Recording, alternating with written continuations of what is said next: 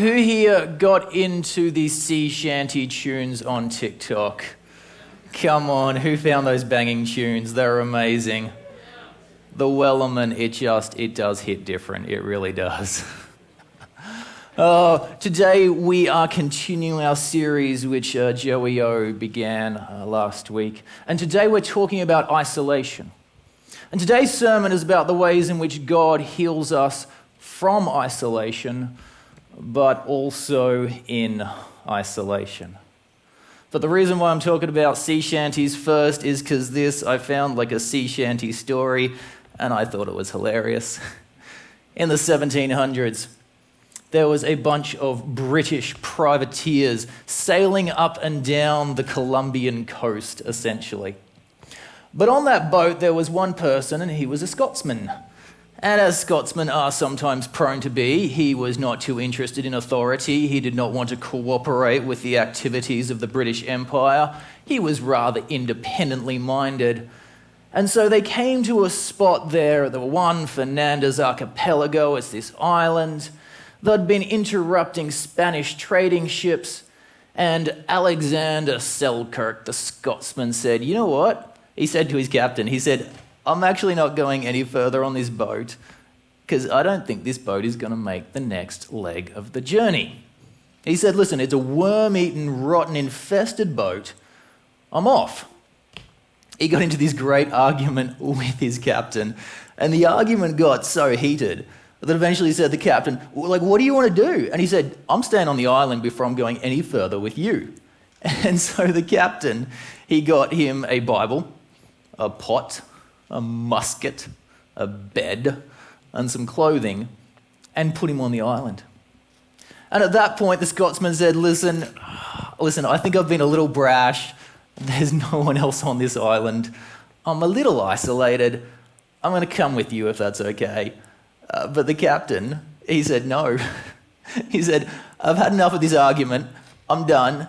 And left him on the island and just sailed off into the distance. And there is Alexander Selkirk just sitting on this island by himself, not knowing whether or not he had made the right decision, not knowing whether or not anyone would ever come back for him. Alone, a Scotsman dropped in a forgotten spot in the middle of the ocean. Thank you, Hamilton. There he is, just by himself. So we're going to leave our Scotsman there for a little while. We'll come back. I'll let you know before we finish the sermon, though, that the captain sailed off and the boat did in fact sink, which is hilarious.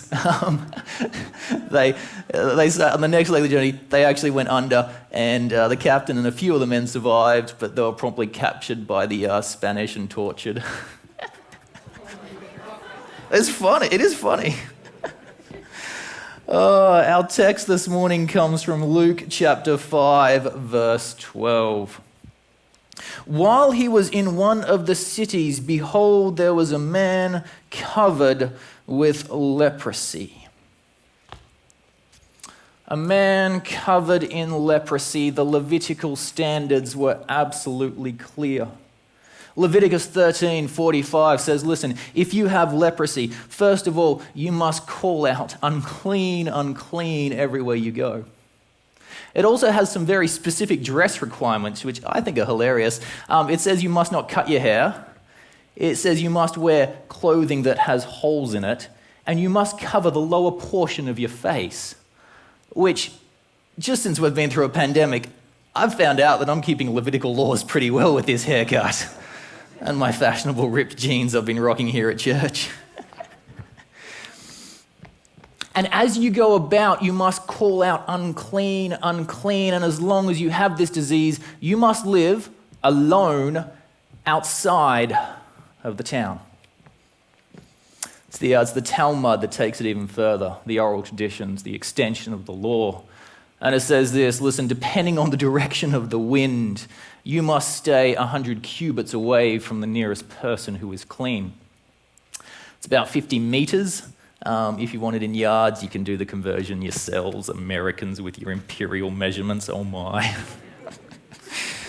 So there this man is living, And the Talmud further says that, listen, if he comes into the presence of somebody who is clean, this unclean individual, if he starts walking towards the clean person, that clean person has the right to pick up stones and use deadly force against them. Hey, nice to see you. Here come the stones. It's mean. Yeah. And so this man lives in isolation with a terminal disease outside the camp and no way to know if it's going to be his state forever. Isolation. We fear isolation. Dr. Kurt Thompson, a psychiatrist, recently presenting in the Veritas Forum. If you haven't checked out the Veritas Forum, brilliant stuff. It is an institution dedicated to bringing faith to universities. They deal with the highest level of questions with brilliant accuracy. He is a man of deep faith. He's written many books. But he was in this presentation and he was talking about inner wholeness beyond isolation. And he said, listen, at the heart of all fears that the humans possess is this. It is the fear of isolation. He said, what we all fear is that somebody is going to say, listen, we don't want you. We don't like you. We don't want you around here. Go away. Nobody's going to come to find you. You are by yourself. I think he's right. Like, I fear isolation. I fear isolation every time I preach because this is my fear. That my sermon is going to be so bad that I'm going to be so embarrassed that people were close to Jesus before I started preaching than when I finished. That at the end of it, the best thing to do is simply go home and hide and never see anyone ever again. But we all face isolation. We all encounter it in our lives. Perhaps you remember as a kid, cruelest thing that like primary and high school kids do to anyone is when they pick teams. And people go and there's eventually just you standing there. And then he's like, no, you take him. No, you take him. We don't want him. Oh, that stings. Yes, it happened to me. All the insecurities now coming out. That's why I work out constantly these days. Oh my goodness. We all face isolation. But maybe it's in your work. Listen, you feel that there are new skills, there are new technology. You're not across them yet. You're worried that you might become obsolete. Or maybe it's just simply you're coming to a new church and a new school. You don't know people yet. And it's awkward walking into those spaces. Or here's one. Mothers. Mothers with young babies. Never throughout all of history have we left mothers so alone as we do currently in today's society. Honestly, ubiquitous throughout all of history, mothers, when they had children, they were surrounded by a tribe. They had aunts, they had sisters, they had their grandmother, they had their mother. They had hands-on care around them continually. Now we leave mothers alone in rooms, 4 walls by themselves with blogs to read. And so many mothers face crushing isolation. It's not right. We find isolation everywhere we turn to. And so let's see what Jesus does with this man's isolation.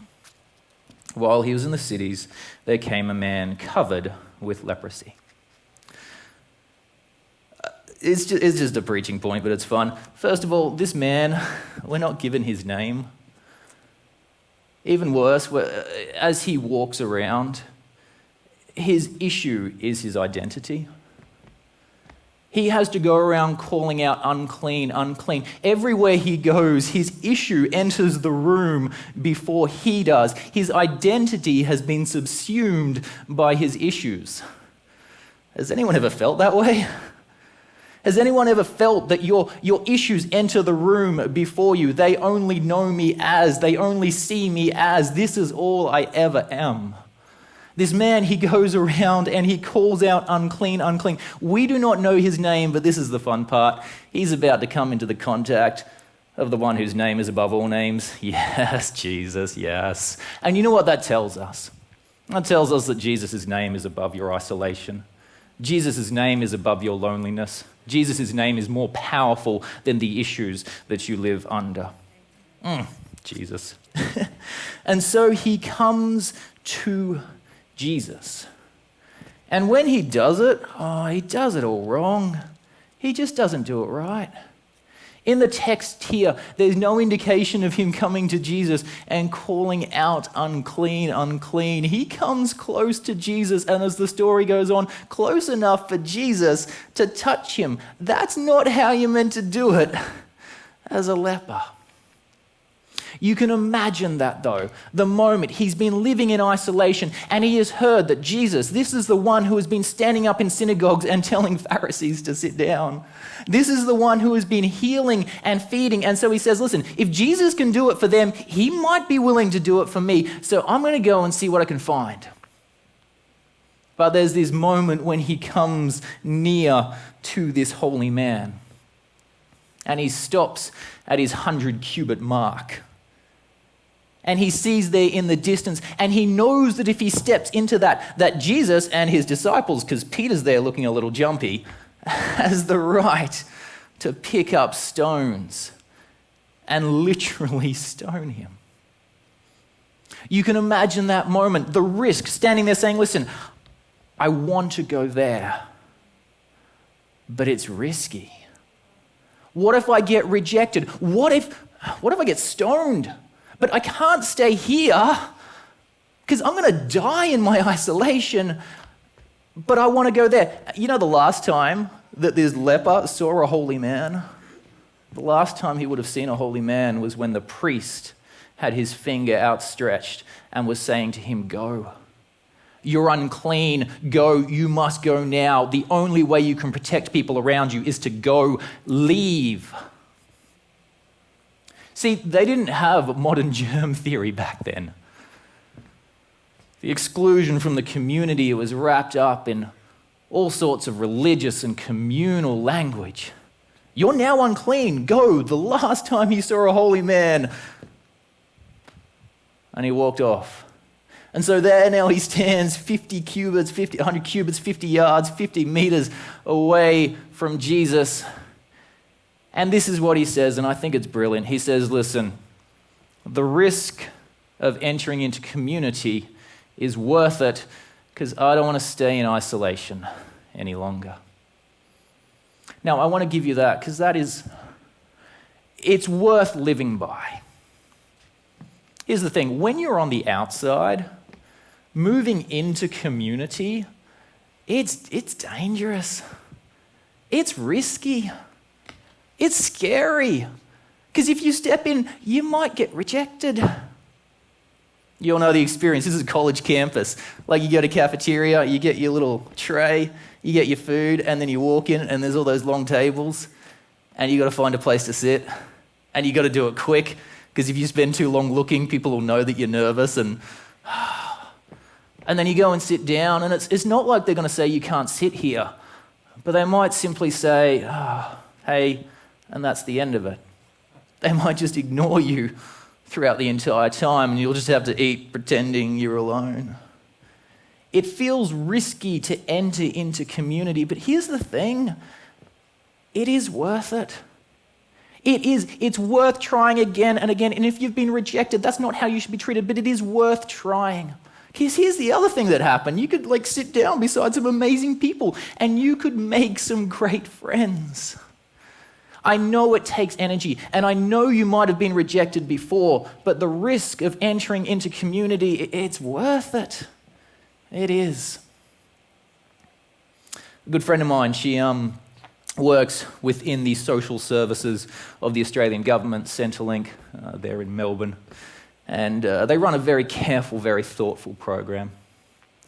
And she received a call from an individual, and he explained his situation as living down in Tasmania, little island off the bottom of Australia, beautiful place. But he was living in isolation. His kids had moved away, his wife had passed away, and he was feeling suicidal. And so he's talking to my good friend Sam there, and she has his moment of inspiration. She says, hey, listen, just give me a second. And she Googles the area, and she finds like a model railway club, which is just the cutest thing ever. And she calls them up and she says, listen, when's your next meeting? And they say, we're meeting in a couple of nights. she calls this guy back and she says, listen, please just do one thing for me. Just go to the Model Railway Club, okay? And he does. And it becomes this community for him, and he falls in love with it, and now she gets like calls from him every birthday she has, and then she gets like this endless supply of little model trains. Here's the thing, entering into community is risky, but listen, try. Just try. Join a club. Honestly, volunteer at church. It's risky, but it is always worth it. So, the story goes on. He comes to Jesus and he falls on his face before him and he says, Lord, if you are willing, you can make me clean.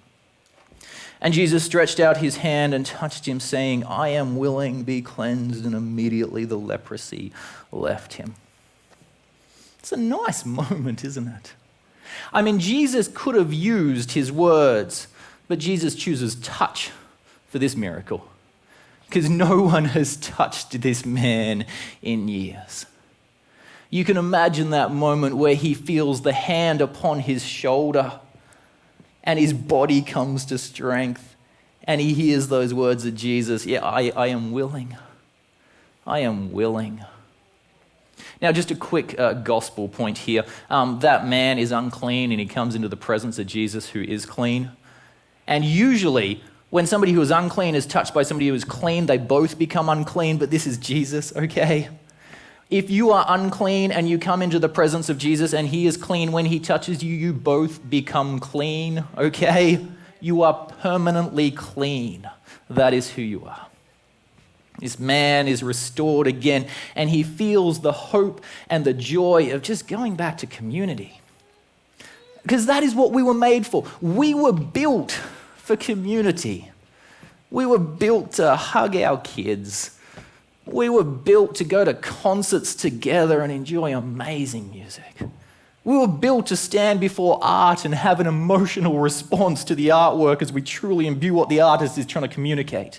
We were built to work together on complex programs. We were built to have people bring us soup when we are sick. We were built to be together. And so this man now has the chance and the opportunity to return to community because Jesus is willing. He is not only willing for that, he is longing for that. And here's the second point though, church. If Jesus is longing for people to return to community, we as the hands and feet of Jesus, we must be willing and longing as well. That is our mission and that is our purpose. Far too many people, they come to church and they stand 50 feet from the door and they wonder if they're going to have to call out unclean to come in. Far too many people, they come to church and they wonder if we're going to scan them for a skin disease on the way in, or more particularly a sin disease. What's going to happen when I come to the people of God? Listen, we as the church, we need to be the people who reach out and embrace and create community. We are the body of Jesus, and that is what we should do. We should be willing. One of the best examples I saw of this, again, happened to a friend. She told my wife about this. Her and her husband were looking for a new Adventist church to join. They had options in the area. And as they went and visited them each week, they came across one and they were met at the door by an individual. And he had a gift, but I liked what he did. What he did is he talked to them and he engaged them in conversation. He wasn't rude, but he just asked a few questions and he found some details out about their lives. And eventually, once he found something that he knew he could act on, he said, okay, listen, wait, you're a nurse, okay, you're a teacher, come with me. And he took them from the door, down through the pews, and sat them down right beside somebody else who was also a nurse. And he began the introduction and he gave them the in. He made the connection for them. The next week they come back, he talks to them some more. You like baking? Wait, we got a guy who loves baking. They chose their church because someone reached out, because someone was willing and brought them into community and gave them those connections. Jesus is willing. We as a community, we should be willing to. Verse 14, and he ordered him to tell no one, but go and show yourself to the priest and make an offering for your cleansing, just as Moses commanded, as a testimony to them. I love verse 15. But the news about him was spreading even further, and the large crowds were gathering to hear him and to be healed of their sicknesses. I find that entertaining. Somebody leaked, okay? Jesus heals one person. Don't tell anyone. He goes, and you've had that moment where you've told like one friend, like one thing, and you know you've only told one friend one thing, and then somebody else talks to you about it, and you're like, yeah, I can see where this came from. This man goes, and he can't keep it in, and as a result, the crowds come to him. People are coming and pressing to him. People are looking for him to heal their sickness. But get this, verse 16, the story inverts. But Jesus himself would often slip away to the wilderness and pray. The people were coming, but Jesus himself slips away into the wilderness, to the lonely places, to pray. Jesus knew that healing this man, because you can't surprise Jesus. Jesus knew that this guy was going to leak. But Jesus knew that healing this man, the crowds would come after him. But he chose to do it anyway because Jesus acted out of compassion. But here's the thing. What is popular might not always be your purpose. Jesus' popularity increased. The crowds came to him, but the purpose of the Christ was come to this world to die for our sins. And so because he healed out of compassion, he had to withdraw into lonely places to protect his purpose and there connect with his Father in prayer. Here's the thing, if you don't ever take time alone in isolation to protect your purpose, you might just end up spending the rest of your life scrolling through things that you think are popular, okay? There's a time when you need to disconnect and pursue purpose with God. Now, I know that's a hard thing because we've just been through a pandemic, and some of you have experienced too much isolation. And some of you haven't experienced any at all.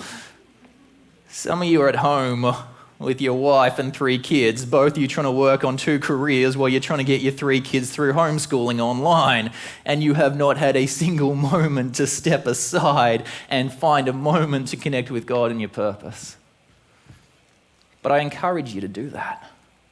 I know it's hard, I know it's not easy, but it's worth it. But here's the converse to that teaching as well. To those who've experienced too much time in isolation, this is my prayer, that you might be able to find a way to redeem your isolation. I know you've spent a long time sitting alone at home by yourself. But if there is a way to redeem that isolation by using it as Jesus did to pursue purpose, I encourage you to do that. While still walking towards and taking risks to join community and to be in community, because it is worth it. But if there is a way to redeem your isolation, do so with prayer, because in it you will find purpose. We do have a God who is longing to restore us from isolation. We do have a God who is longing to restore us in isolation, because God knows what we were created for. Let's go back to the Scotsman, Alexander Selkirk. There he is, sitting on an island. He waited there for 4 years and 4 months before another British sailing vessel came by. A couple of Spanish sailing vessels came by, and he had to hide because he knew what had happened if they caught him. Eventually, a sailing vessel by the name of the Duke came by and stopped there at the island. And it's interesting to hear the captain's logs. The captain's last name was Rogers, a good English name. And he recorded amazing logs of his encounters with Selkirk. The first thing he said is that when we encountered him, he was almost incoherent with joy. I love the description. And Alexander himself, he said, listen, I had actually forgotten how to communicate. If only he had Wilson with him, he would have been fine. Sorry. But Captain Rogers, he records this, and he records 2 points. He says, first of all, I was very impressed by his physical vigor. Because Alexander had actually done very well on this island. His father was a tanner. There were wild goats. He'd caught wild goats regularly. He was eating well. They had a rat problem on the island, but he had trained feral cats to protect him as he slept. What a legend. And Captain Rogers rocks up, and his men are filled with scurvy and starving. And Alexander starts killing 2 to 3 goats a day and giving them all of this local produce that he's learned how to eat off the island, and brings this entire ship back to life. And the captain says, listen, I was very impressed by his physical vigor. But he said, I saw in him something that I'd never seen before in my entire life. He had a peace of mind that I could not understand. Let me give you the direct quote. He says, one may see that solitude and retirement from the world is not such an insufferable state of life as most men imagine, especially when people are fairly called or thrown into it unavoidably, as this man was. Incoherent at joy, incoherent in joy as he was restored from isolation. But he had a peace of mind because he was restored in isolation. He went on to actually become the inspiration for Daniel Defoe's novel, Robinson Crusoe, which is brilliant in case you've read that novel. But we do serve a God who loves us, a God who cares for us, who wants to restore us from isolation and in isolation.